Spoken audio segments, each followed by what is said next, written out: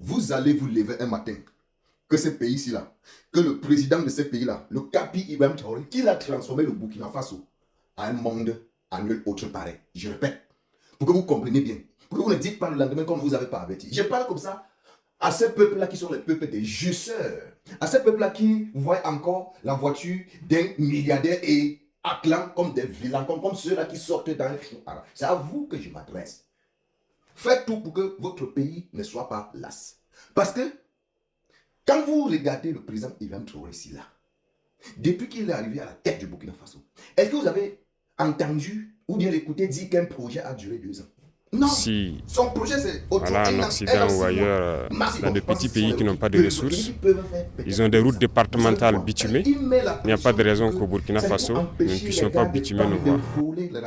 De détourner les fonds qui sont loués pour ces projets-là. Parce que quand on te met un projet, on te dit que bon, ça va prendre 5 ans, 3, 4. Ils ont le temps de fabriquer, faire les faux factures, venir prélever encore l'argent dans les caisses de l'État.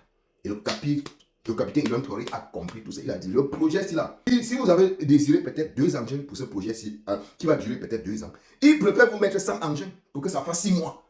C'est comme ça, il a tout compris. Vous avez vu les routes qu'il est en train de construire, non? Vous avez vu, non? Quand il a fait venir tous les engins, il a dit que, oh, je comprends certains Africains ratés, certains Africains qui ne comprennent, je ne sais pas où on les paye, mais je ne sais pas. Il vient dire que le Burkina Faso est le pays le plus endetté. J'ai envie d'être d'accord avec vous. Oui, c'est le pays le plus endetté. Mais on voit ce qu'il fait avec. C'est normal. C'est un pays qui vient de...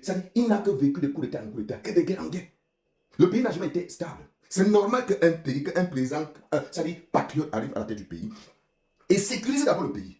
Et signe des bons partenariats, signe des bons accords pour que le pays soit un peu en sécurité. Moi, je vois certaines personnes dire que depuis qu'il est arrivé, il y a encore eu des terreaux. Vous faites ça au qui même? Vous faites ça au qui? Il y a des terreaux et la construction et les projets sont en train d'être réalisés. À l'époque, quand les autres là, est-ce que vous avez écouté, compris à l'époque tout ce qui était passé là, en dehors du roi Thomas Sankara? Vous avez écouté quel président qui est venu, il a créé quoi au Burkina Faso?